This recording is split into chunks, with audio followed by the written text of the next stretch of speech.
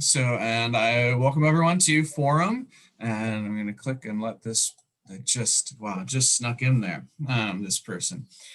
So this is Forum, this is November 8th. This is the start of a 3-part series of forums. I'm Damon, by the way. I should rename myself. I'll do that in a little bit. I'm one of the pastors at First Presbyterian Church in Hastings, Nebraska. Forum is our hour-long adult Sunday school, Sunday adult enrichment time together.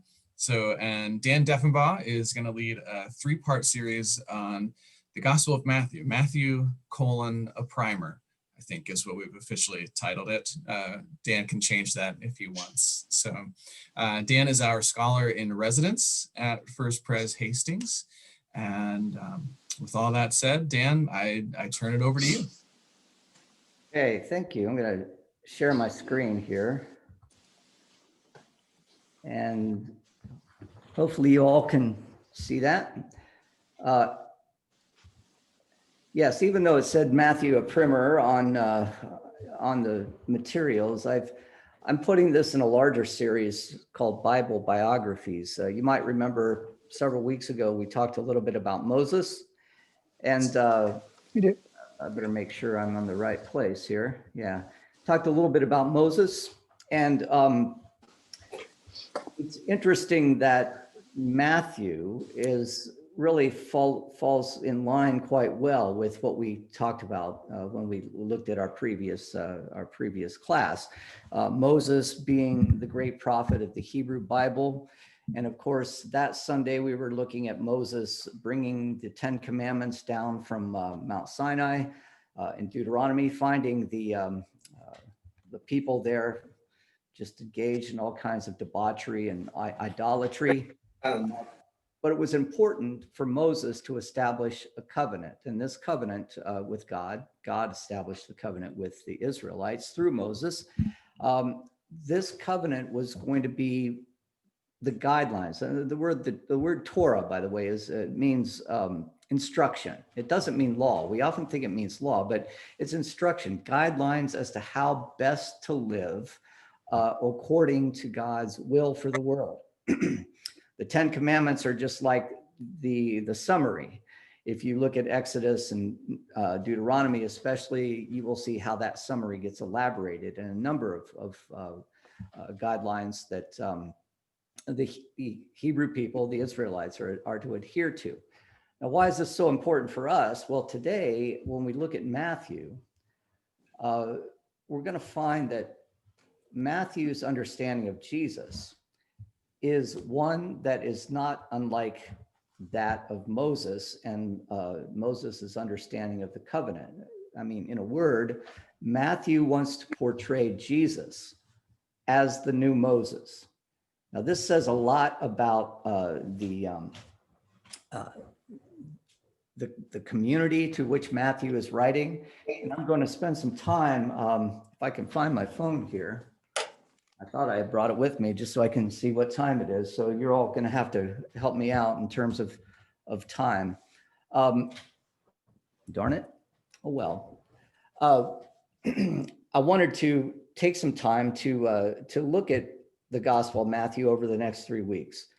And over the next 3 weeks, today we'll primarily look at the way that Matthew fits in with another group of Gospels called the Synoptic Gospels, how his text has a particular perspective, a particular point of view with respect to who Jesus is, and how that relates to the other 2 Gospels in the Synoptics. When I say the Synoptic Gospels, I'm talking about the 3 Gospels in the New Testament that can be read together.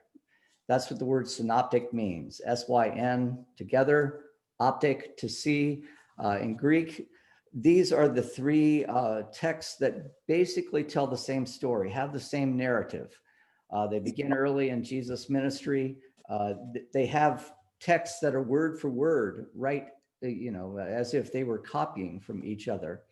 And so oftentimes people will read these Gospels together just to see how it is that, let's say Luke when writing the Sermon on the Mount, I want you to know that Luke has a Sermon on the Mount in his gospel. It's word for word, pretty much, what Jesus says. There are a few variations. Interestingly, though, Luke calls his perspective on this the Sermon on the Plain. Jesus is giving that sermon in a place up near Tyre and Sidon, which is Gentile country. Matthew, on the other hand, has Jesus giving this sermon on the mount, Jesus on a mountain, speaking to the people below him. Just the comparison of those two stories coming from a common text, so when Matthew and Luke were writing, they were probably using a common text, but they were adding nuances to that text to appeal to their particular audience. Well, you can imagine Jesus speaking from a mountain, what kind of image that recalls, right? This is Moses. This is Moses bringing a new covenant to a people at the foot of Mount Sinai, let's call it metaphorically. But it's a different group of people. It's not a group of Hebrews necessarily, but it's a new covenant that is open to the world, Jews and Gentiles alike. But we can see in Matthew's gospel that Matthew kind of struggles with that a little bit, because there are strands of literature in Matthew's gospel that seem to have, that he wants nothing to do with the Gentiles. He thinks that Jesus doesn't come for the Gentiles. And we'll look at a couple of those texts where Jesus actually looks at the Gentiles as being, kind of low lives, really. Why love those who can only love you back? Jesus says, even the Gentiles can pull that off. Does that sound like Jesus?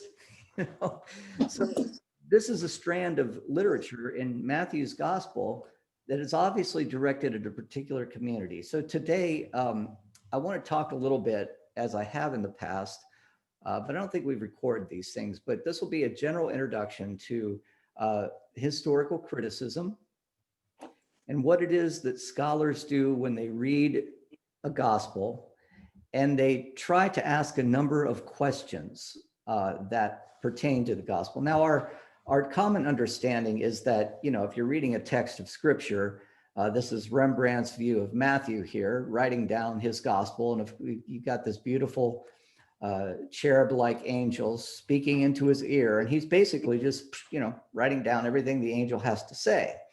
The angel, literally, angelos, meaning the messenger of God.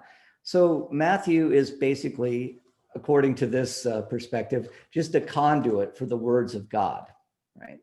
This is Matthew writing the gospel coming directly from the mouth of God.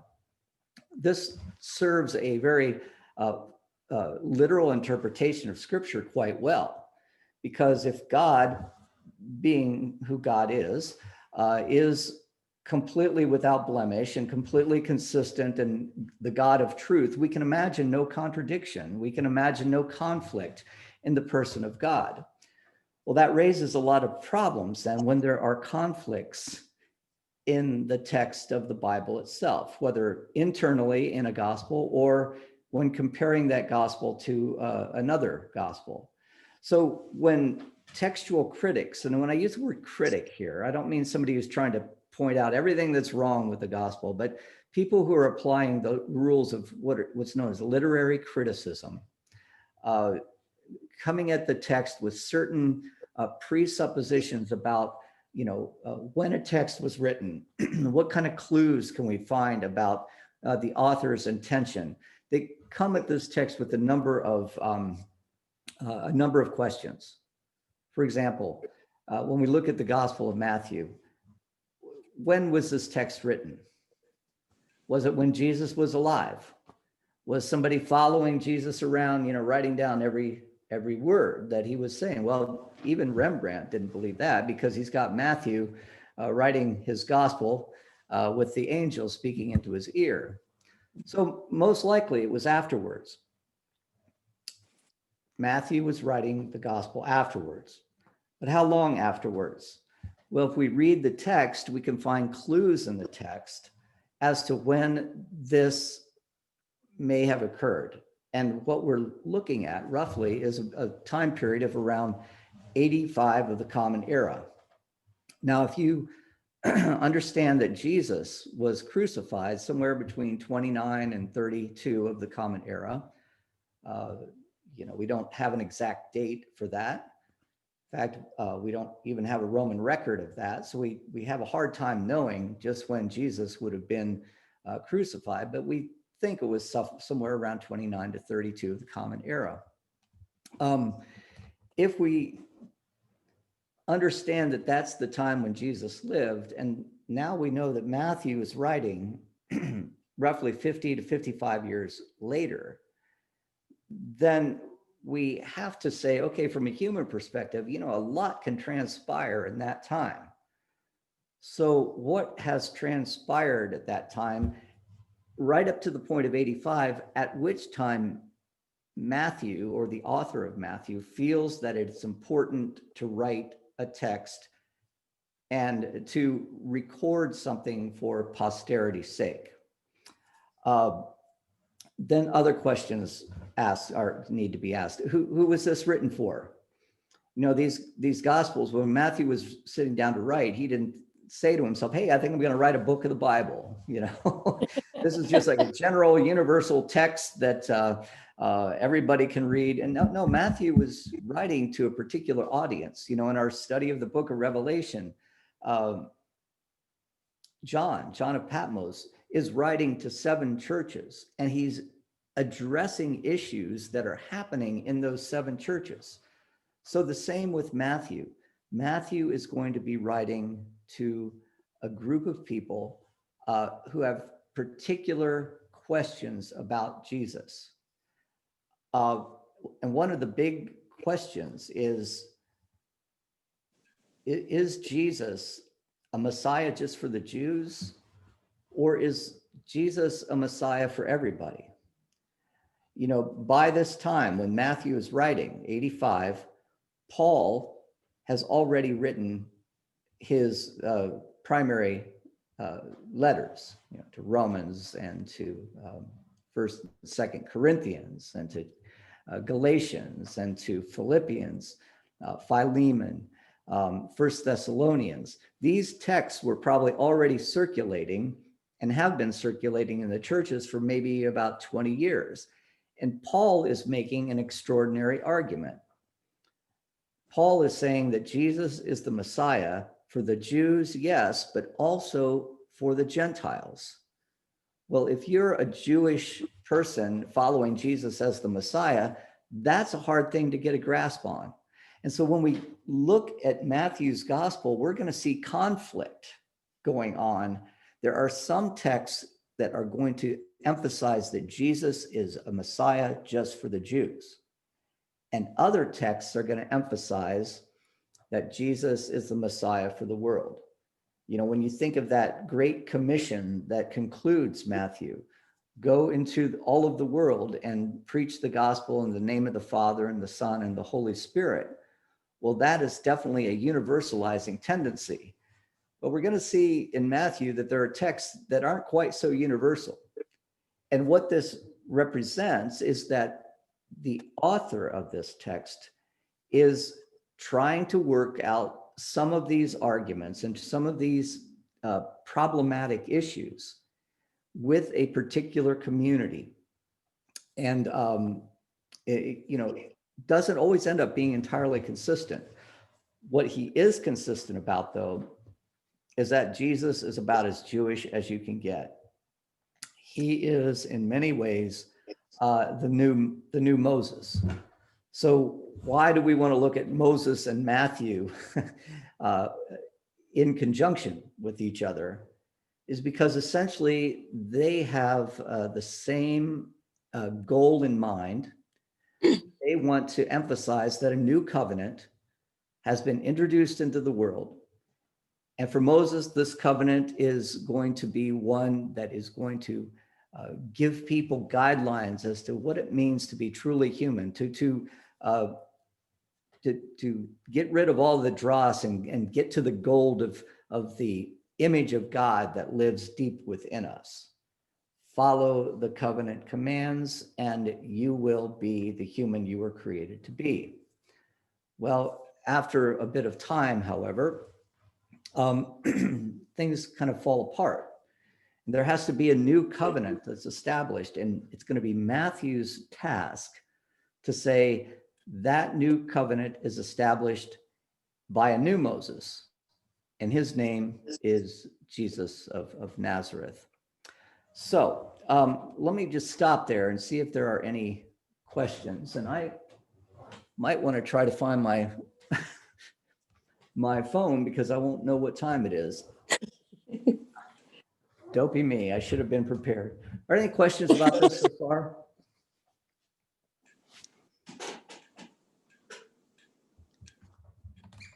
Okay, well, let's then talk about the Synoptic Gospels. I find this study fascinating because, you know, it says so much about what people do when trying to establish a tradition.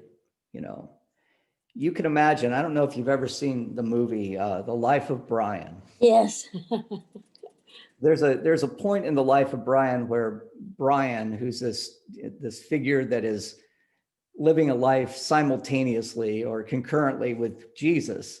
This isn't a story about Jesus. It's a story about Jews living in the time of Jesus who are searching for a Messiah. And Brian starts to tell this parable, but then in the middle of the parable, he doesn't feel the need that he has to say anymore because the Romans have been trying to get him. And so he just starts to walk away and he leaves the parable unresolved. So people start to follow him around, say, hey, tell us about what's happening in this parable. What's the conclusion? And he just runs away. And immediately the people come up with two different perspectives. He wants us to follow this sacred gourd. No, he slipped his sandal and he wants us to take off his shoe and walk. And so immediately after the telling of this parable, there are two paths that just diverge, you know. The same thing happens in the time of Jesus. You have human beings inspired by God, of course, but still carrying some of the, you know, the imperfections of what we all carry as human beings, trying to establish for themselves who Jesus was. The author of Matthew is going to be going to give testimony to the development of one strand of literature that takes place over a 50-year period of time. But there are many perspectives.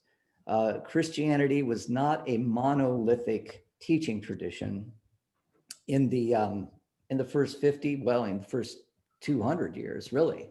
There were many Christianities. In fact, even as I say that, I need to point out that the term Christianity wasn't even used in the time of Jesus. It wasn't used till much later, in the, you know, about the 2nd century. So when I tell students Jesus was not a Christian, it really upsets them, right? But it is an anachronism, really, to think of Jesus as a Christian because the term wasn't used, you know, for the followers of Jesus for a good 100 years after the time of Christ.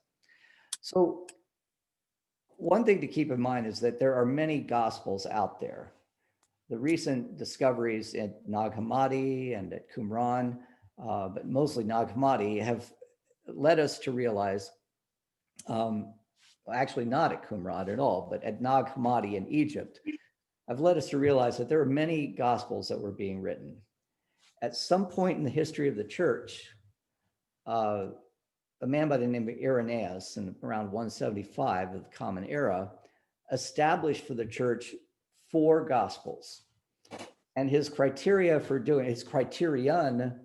this is that there are 4 winds, there are 4 directions, you know, there are, so there must be 4 gospels. It's a nice square number, right?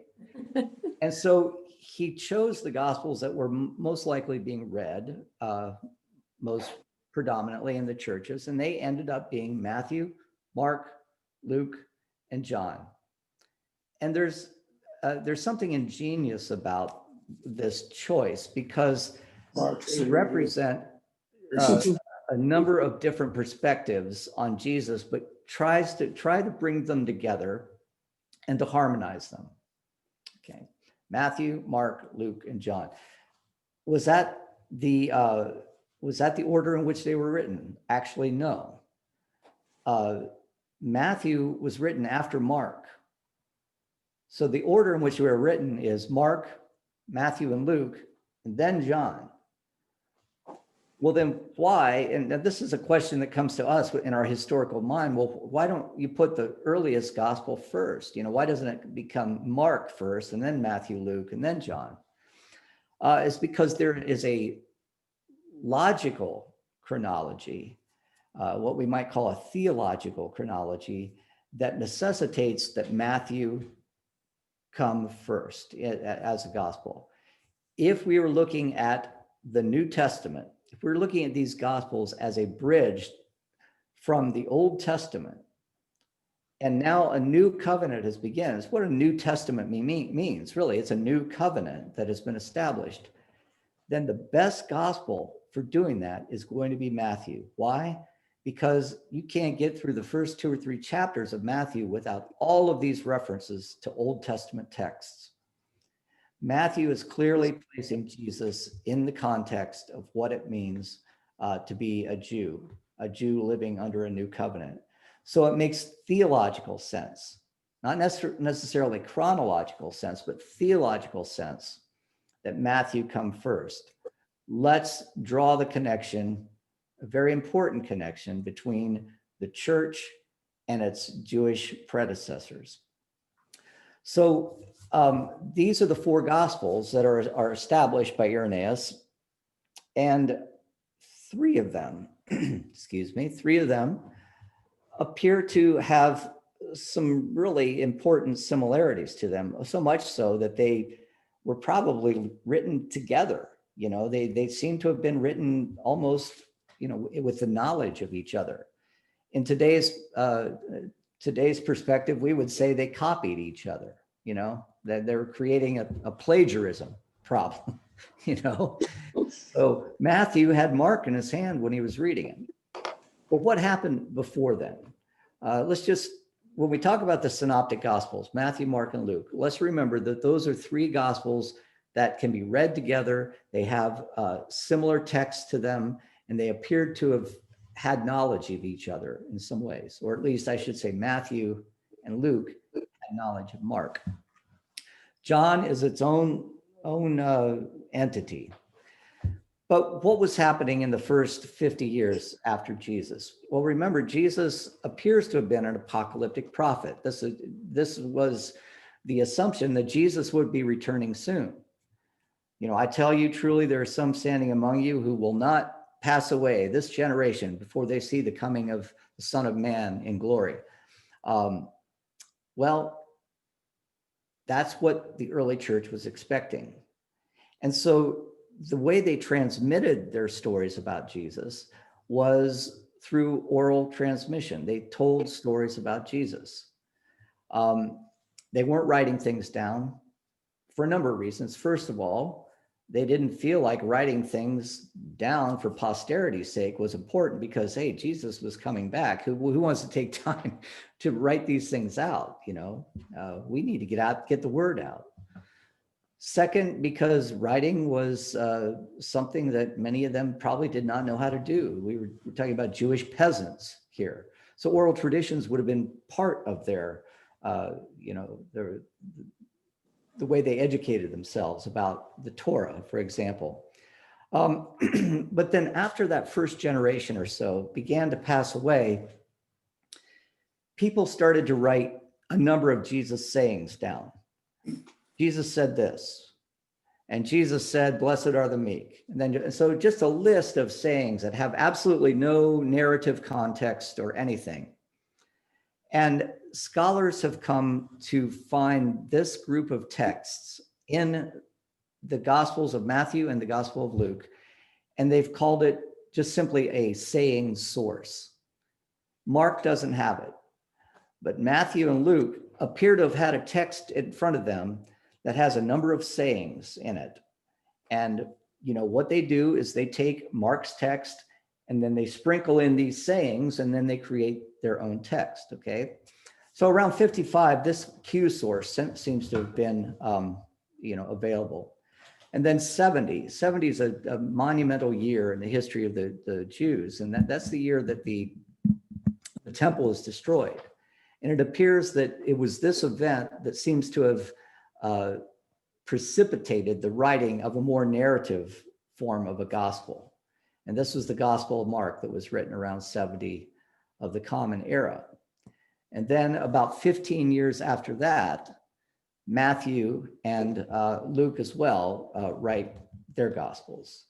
So it moves from an oral tradition to a list of sayings, and then finally to a narrative context. So this is what scholars look like. And so this is what the process looks like to scholars. Here's that text called Q, just a source of sayings written around 55 of the Common Era. And here's the Gospel of Mark, written around 70. When Matthew sat down to write his gospel, he had the Gospel of Mark in front of him, and he had this saying source in front of him as well. But here's the important thing for us. He also had access to a community tradition called M. I don't know if you can see M down here, but M is the community to which Matthew most likely was writing this gospel. And it is I'd say maybe 15% of Matthew's gospel consists of sayings that cannot be found anywhere else. They're just not found anywhere else. And so when we look at this next time, on next Sunday, what we're going to do next Sunday is look at some of this M material. The best place to start with this is in the birth story of Jesus. First couple of chapters of Matthew, material that's exclusive to Matthew. So the same process takes place for the Gospel of Luke as well. When Luke sat down to write his gospel, he had Mark in front of him. He also had this Q source, the saying source in front of him. But then he also had material that was absolutely unique, to a community to which he was writing. What we're going to find out is this M material comes from a largely Jewish Christian community. People who were Jews, who felt that Jesus did not come to abolish the law, but to fulfill it. They were still practicing as Jews who believed Jesus was Messiah. That is material that we find in Matthew. Luke, on the other hand, is going to incorporate material from a Gentile Christian community. So comparing Luke and Matthew is really interesting. If we wanted to ask ourselves, well, who was the community to which each of these authors was writing? We would say very clearly, well, it was a Jewish Christian community for Matthew and a Gentile Christian community for Luke. And we could isolate those texts that were particularly unique to Luke and unique to Matthew, and we can compare what Christianity looked like to these two communities. And the differences are quite stark. So I keep going back and forth. Let me stop and see if there are any questions about this. Damon probably knows this. He probably saw this in seminary many times, right? Yeah, yep. Seminary and undergrad. Undergrad, right? Yeah, this is the classic two-source hypothesis, which has been around now for over 100 years. It's not wide. It's not 100% accepted, but most scholars accept some form of this paradigm for understanding how the synoptic gospels were written. Yeah, there's also I guess two things.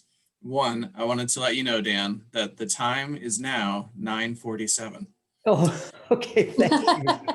That's helpful. That's helpful. Boy, I need to start clipping along then, Yeah. okay? There's also, we didn't do this in undergrad, but in seminary, we played a lot with, at least in our Newer Testament classes, it's called the Gospel Parallels.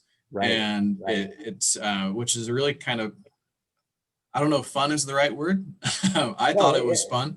compelling, Yeah, compelling. like it takes the three synoptic gospels and it organizes them in a way so that their stories line up, right?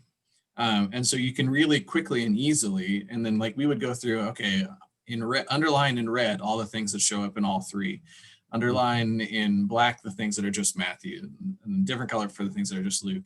But it Yeah. really helps you really visually, really quickly to say, oh, okay, yeah, I can see really clearly and obviously the differences in these texts and what shows up in one doesn't show up in another, Right. or it does, but they changed this word and that sort of thing. So if anybody's really curious about digging into this, it's called the Gospel Parallels. And Do we have a go at it. copy of it in the library? I don't know if we do or not. I can check and see though. It's interesting. It sets it up in three columns, basically. Here's Mark, here's Matthew, and here's Luke. And let's say the story of the Transfiguration, which appears in all three of the Gospels. You can see how Matthew, Mark, and Luke almost tell that story the exact same way, word for word, every little line, except, there might be one word that's changed. Right? There might be a couple, phrases that are left out. And then that raises the question, okay, well, why, if Matthew had Mark in front of him, why did he leave this phrase out and Luke and Mark did not? And once you start pulling at the thread of that question, you're starting to ask about the theology that's informing the author. A theology informed by faith, of course, but one that that's saying, what Mark and Luke have said over here, I don't want necessarily to emphasize this in my community. It's fascinating, and it is, like Damon says, you play with it, I guess, in seminary. And so when Damon and Greg are writing their sermons, sometimes you may have occasion. Let me just say, today's sermon on Matthew 25, verses 1 through 12, that's completely immaterial, cannot be found in Mark or Luke. And so what is it about this parable of the 10 bridesmaids, also referred to as the 10 virgins, that performed a service to this Matthean community that was being, to which it was being presented? That's how biblical scholars work with this kind of thing. So let's just look at the synoptics in their broader context. And I'll go over this very quickly, but to try to give you a timeline of when the texts of the New Testament are being written, there's one text in that is not a New Testament text, but is really, really important for us for understanding what the early church looked like. It's called the Didache, which in Greek simply means a teaching. And why it was not included in the New Testament canon, I have no idea. But if you want to know what early Jewish followers of Jesus were doing in their churches, how they were inviting how they were doing their confirmation services, you might say, baptizing people, the Didache is the text to write. Also remember that even before any of these Gospels are written, Paul has already written his epistles, or what are known as his authentic epistles, Romans, 1 Corinthians, and on, between 48 and 60. Around 55, that source of sayings comes to be written. Then later, Mark's Gospel in 70 of the Common Era. And then Matthew and Luke use Mark's Gospel and sayings, and they write their own Gospels. And then the Gospel of John is written about 70 years after Jesus, along with the book of Revelation. And then come what we call the Deutero-Pauline epistles that are written in Paul's name, but do not appear to have been written by Paul himself. So we have Ephesians, we have Colossians, 1st and 2nd Timothy, Titus. They have a very, very Romanesque nuance to them that doesn't appear to have been the case in Paul. Just give me an example of this. In Paul's epistle to the Corinthians, he basically tells the Corinthians, hey, don't go get married because Jesus is coming soon. 1 Corinthians 7, you can look it up.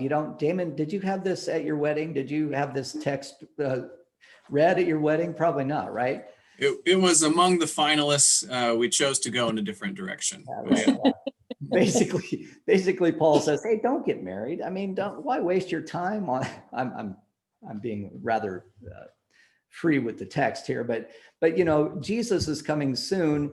But if you really have to, if you're really burning in your loins and you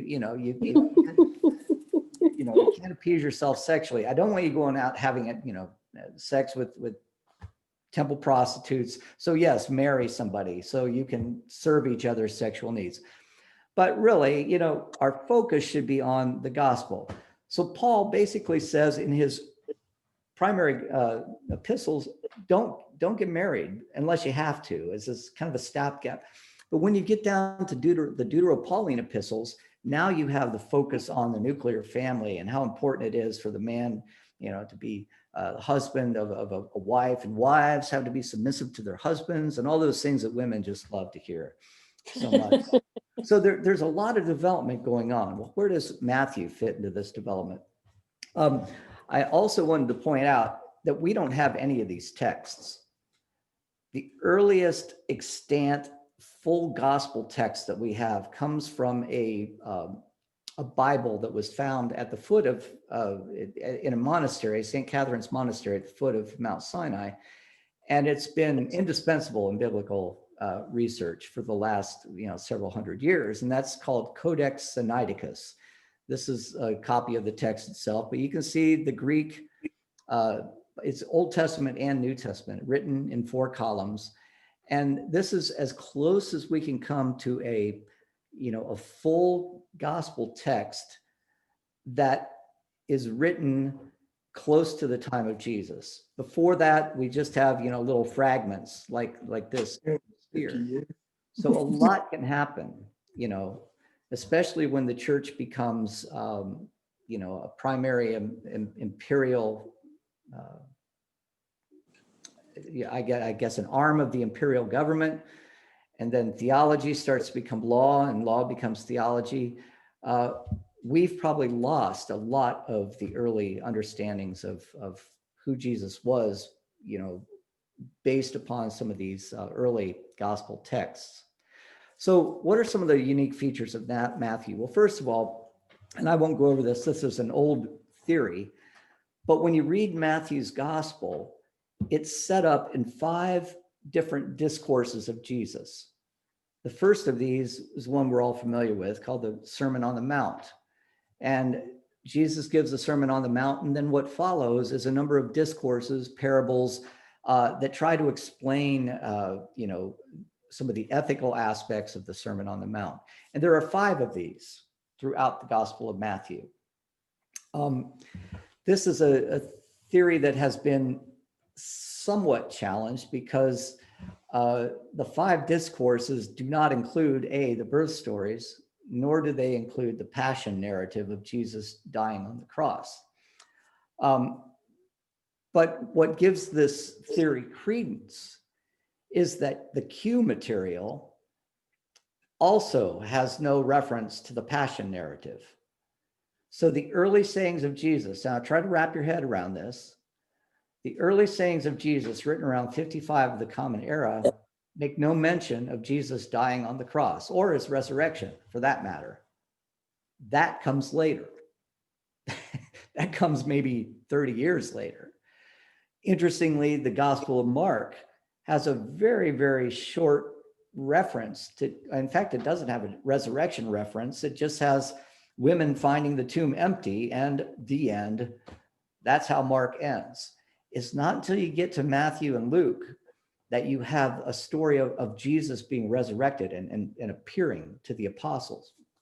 Now, at the same time, we do have Paul talking about Jesus being resurrected, and he's been writing about that prior to this time.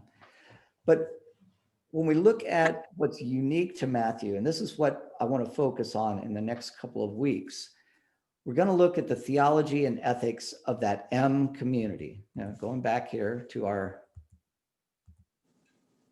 this little circled area over here called M, that was a community of what appears to be Jewish followers of Jesus that had a very unique perspective on the world. First of all, one of the things that's somewhat disappointing about this is that there are texts in Matthew that seem to suggest a very negative attitude about the Gentiles. Now, we've always thought, well, Jesus came for the Gentiles, right? We see it in Luke, we definitely see it in John. God loves the world. But when we read some of these texts from the M community that appear only in the M community, we get a sense that there's a community there that's still just a little bit, not completely convinced that the Gentiles are part of this new covenant. So let me read. If we greet only your brothers and sisters, Jesus says in chapter 5:47, what more are you doing than others? Do not even the Gentiles do the same? So using the Gentiles as a bad example, hey, Gentile can do that. Just love people that they love, Matthew 18. Let me read this. And I don't like doing this spot checking of verses because this tends to look like proof texting, right?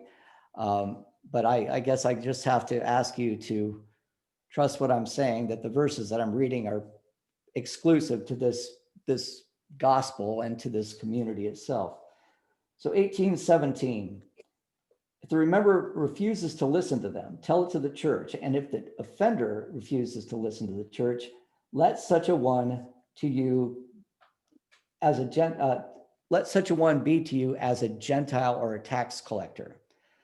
So actually, I should probably put that.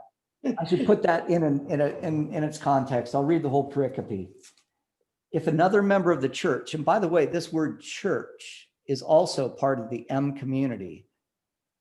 Believe it or not, in all of the Gospels, the only place the word church appears is in this M material. Mark doesn't talk about the church. Luke does not. John does not, right? The church, ekklesia in Greek, literally those who have been called out, those who have been set apart. You can just, the Greek word emphasizes its Jewish nature, right? The Jews saw themselves as people who were set apart as a covenant community. This word church, ekklesia, sees Christians as those who are set apart, called out to be a separate community. So let's talk about what Jesus says, and he's giving instructions to the church here. If another member of the church sins against you, go and point out the fault when the two of you are alone. If the member listens to you, you have regained that one. But if you are not listened to, take one or two others along with you so that every word may be confirmed by the evidence of 2 or 3 witnesses. Actually, this is right out of Deuteronomy, almost. If the member refuses to listen to them, tell it to the church. And if the offender refuses to listen even to the church, let such a one be to you as a Gentile and a tax collector. The Gentiles and the tax collectors are put on the same level. Funny. Any questions about this or comments? Well, I'm sorry. Dan, Yeah, go ahead. not a question or comment, but the time is now 10:02. Oh, okay. All right. Well, we're going to be reading from Matthew 25 here fairly soon. But I do want to point out that Matthew 25, 31 through 46, which I believe is going to be in a couple of weeks, 2 weeks, right? Not this Sunday, but 2 weeks from now, is going to make a similar kind of reference to the Gentiles. And I'll mention it when that time comes. Here's something that's interesting too. Jesus at the end of Matthew 26, tells his disciples to go and preach to all the nations, baptizing them in the name of the Father and the Son and the Holy Spirit. This is not immaterial, by the way, but if you read what Jesus says to his disciples about going out and preaching, it seems somewhat contrary to what we just heard. Let me see. I'm just going to read so we can put it in a narrative context here. I'm reading from chapter 10. Then Jesus summoned his 12 disciples and gave them authority over unclean spirits to cast them out and to cure every disease and every sickness. These are the names of the 12 apostles first, and then we go down the names of the 12 apostles. These 12 Jesus sent out with the following instructions. Now listen to these instructions closely. Go nowhere among the Gentiles and enter no town of the Samaritans. What? Wait, hold on, Jesus. Haven't you heard the story of the woman at the well? And no, this is coming from that Matthean community that wants nothing to do with him. Go nowhere among the Gentiles and enter no town of the Samaritans, but go rather to the lost sheep of the house of Israel. And then moving on to verse 23, and you'll be heard all because of my name, but the one who endures to the end will be saved. Oh, that's right. I'm sorry. When they persecute you in one town, flee to the next, for truly I tell you, you will not have gone through all the towns of Israel before the Son of Man comes. Well, that doesn't make sense. What am I doing here? I'm missing something here. Well, I'm sorry. I guess I've got one of my verses wrong, but the main point I'm trying to make is in verses 5 and 6. Don't go to the Gentiles and don't go to the Jews. Kind of hard to reconcile with what we know about the other gospels, But taken in a whole, we see that there is this very Jewish nuance to the gospel that you have to keep in mind as you're reading Matthew. Another aspect of Matthew that's really important for us to understand is the preeminence of Peter. Most likely, this M material that we're talking about comes from the preaching of Peter. And we know this because if you go out into Christians today and you say to them, hey, so who was Jesus' favorite disciple, apostle? Peter, of course. Frankly, do you just see it in all the gospels? Well, no, you don't. If you read the Gospel of John, Peter is just a lummox. He's just a dumb as an ox, He never gets anything Jesus is saying. In fact, in John, there's a character known as the beloved disciple. And we presume it's John, who is supposedly the author of the gospel itself. But when you read Matthew, Peter is the one who gets it all, right? And Peter is the one to whom Jesus gives authority. And so it comes to that classic example, and I think it's 16. Give me 1 second here.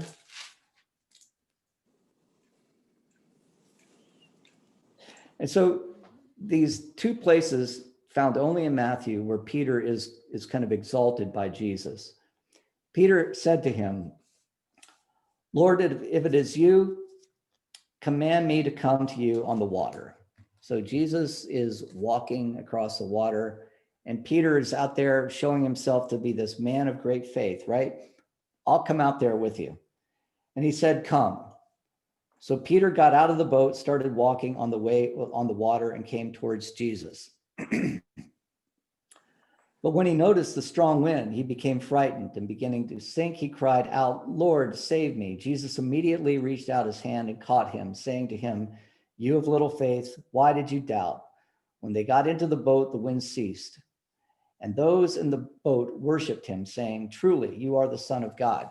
Well, that doesn't necessarily say anything great about Peter, other than the fact that he was the one who was getting out of the boat. He had enough faith to walk on the water. No, the other 11 were like, "I ain't doing that. I'm not getting out in the middle of a storm like this." But Peter was able to do it. Now, here's the one that's probably the most important because it still has importance for us today. And I'm going to read it starting from verse 13 all the way to the end of the pericope. And this is Peter's proclamation of Jesus as Messiah. Now, when Jesus came into the district of Caesarea Philippi, he asked his disciples, "Who do people say the Son of Man is?" And they said, "Some say John the Baptist, but others Elijah, and still others Jeremiah, or one of the prophets." He said to them, "But who do you say that I am?" Simon Peter answered, "You are the Messiah, the Son of the living God." And Jesus answered him, "Blessed are you, Simon, son of Jonah. For flesh and blood has not revealed this to you, but my Father in heaven. And I tell you, you are Peter, and on this rock I will build my church, and the gates of Hades will not prevail against it." That response of Jesus to Peter cannot be found anywhere else other than Matthew. Now, the story, "Who do people say that I am?" and the disciples say this, that can be found in Mark and in Luke. But this response where Peter is given authority by Christ is exclusive to Matthew. Now, this is very important for us because it's on this exclusive text alone that the Roman Catholic Church establishes its authority. Their authority from Christ goes directly back to the first Pope Peter. Well, it's only one gospel that says that Peter was this person who was given this authority by Christ. That the gates of hell shall not prevail against him. What does this tell us? Well, it tells us that Matthew's community was primarily a group of Jewish Petrine Christians. Their tradition could probably be traced back to the preaching of Peter in the early years of the church. And they hold Peter in high regard. And for this reason, many people say that this gospel probably was not written by Matthew himself, but it's attributed to the disciple named Matthew, but probably written around in Antioch, where there was a very strong Petrine, in other words, a community associated with Peter. So let me stop and see if there are any more questions. What time do we got now, Damon? The time is now 10:10. All right, 5 minutes. Good. Any questions? Well, what are some of the central concerns of the Petrine community? Keeping the law. Now, this doesn't square up with what we know about, Paul and the emphasis that the Gentiles are no longer beholden to or bound by the law. But certainly Jesus is telling, according to this tradition, his followers that they have to follow the Jewish law. So let me read here. "Do not think," says Jesus, only found in Matthew here, "do not think that I've come to abolish the law or the prophets. I have come not to abolish, but to fulfill.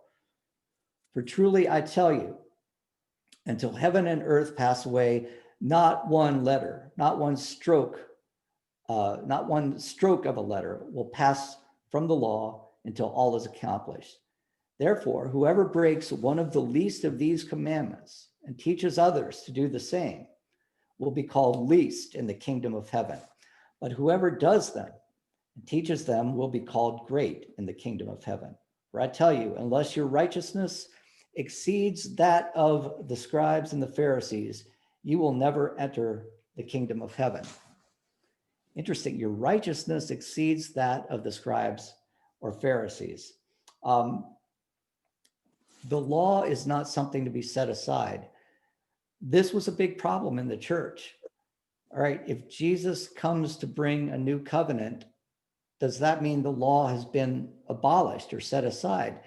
You know that Paul is already preaching this, or has preached this, several years before, 25 years before, to Gentile churches. Need to get circumcised before you become a Christian? Nah, don't worry about that. Not important, not under this new covenant. Well, if you were going to become a Christian in the Jewish community that we're talking about here, and if you were male, you would have to undergo that very painful ritual act of circumcision, because that's how you become a child of the covenant. You become bar mitzvahed, a son of the covenant. So you can see the conflict that was probably going on. There's an ethical perfectionism that's required, and that ethical perfectionism is in relation to the law. Chapter 5, verse 21 through 22. You have heard that it was said to those of ancient times, you shall not murder, and whoever murders shall be liable to judgment. But I say to you that if you are angry with a brother or sister, you will be liable to judgment. And if you insult a brother or sister, you will be liable to the council. And if you say, you fool, you will be liable to the hell of fire. So what Jesus is doing in this section, chapter 5, is he's offering an annotation, a commentary on the 10 Commandments. And hey, it's easy not to kill people. But now under this new covenant, you followers under the new covenant, even if you're angry, even if you lash out at somebody and call them dirty names like Sleepy Joe or whatever, then you're liable to judgment. This law has not passed away. This law has been made all the more prominent in our lives. So this is the Matthew that we're talking about. And it's going to be this Matthew in the next couple of weeks that I want to take some time to look at. Next time when we meet, we will be looking at the birth stories and trying to place this story of Jesus in the context of this community. Try to remember your understanding of the birth stories, and most likely you will recall, the Christmas pageants where you got the angel and the shepherds and the wise men all showing up in the same place. No angel and shepherds in Matthew's story. It's an entirely, half of the story is told. The angels and shepherds are left to Luke. So next time we'll be looking at that. Today's text that you'll be hearing in just a few minutes is part of this M community. And I just wanted you to recall that as you listen to the sermon.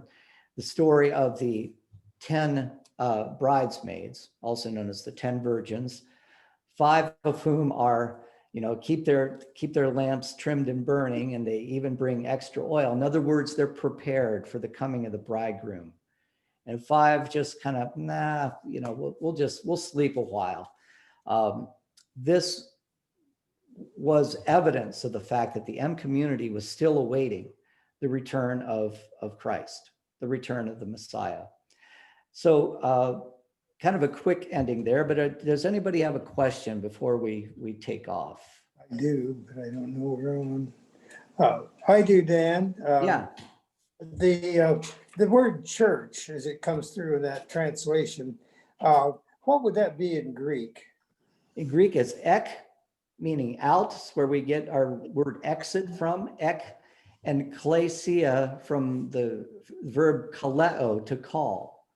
Okay, I would have thought that was Latin, but anyway, that word, I always am suspicious of it, and I wondered how many meanings it really might have if we were to break it down, and to think of it as a formal structure of a church as we think of it now looks very suspicious to me. Yeah. Well, there's a very Jewish nuance to the Greek word. as the Jews were called apart to be a separate community, right? Separate from the Gentile world. So the church is called apart or called out to be its own exclusive community that does not follow the way of the Gentiles, as we've already seen here in Matthew, or at least in the M material of Matthew. So it almost stands in contradiction to this idea of bringing all into the church, you know, at least ethically. We are to follow a pattern of righteousness that is consistent with what we've seen in the Jewish covenant. Now, I cannot remember the Latin word for church right now. It's ecclesia. No, yeah, ecclesia is the Latin, which is just a, you know, just a variation on no, that's, I guess they've used the same word. I can't remember the Latin word. I think it is ecclesia, but it's a Greek word. Yeah, okay. So with that, go ahead, Dwight. I just said thank you.